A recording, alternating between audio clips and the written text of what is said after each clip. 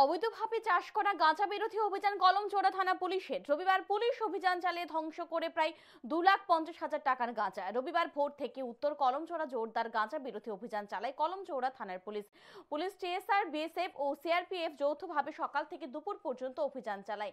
উত্তর কলমচৌড়া, বরমুড়া, বাগানবাড়ি, পাশানিয়া ও ট্যাঙ্কা এলাকা জুড়ে অভিযান চালিয়ে মোট 22টি প্লটে প্রায় 2,50,000 গাঁজা গাছ ধ্বংস করা হয়। অভিযানের সময় শত শত স্থানীয় গাঁজা চাষি রাস্তা আটকে বাঁচানোর চেষ্টা করলেও শেষ রক্ষা হয়নি।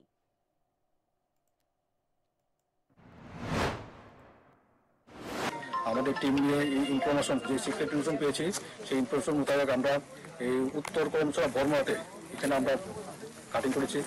এরপরে আমরা এসেছি এখানে এই উত্তর কলমচৌড়া পাশানিয়া টাকামুড়া, এখানে আমরা এইভাবে গাঁজা কেটেছি 22টি প্লট কেটেছি। আনুমানিক আমরা 2,50,000 এইভাবে আমরা কেটেছি এবং আমরা নেক্সটও আমরা সেইভাবে আমরা যাই থাকবো, এইভাবে আমরা কাটিং করবো।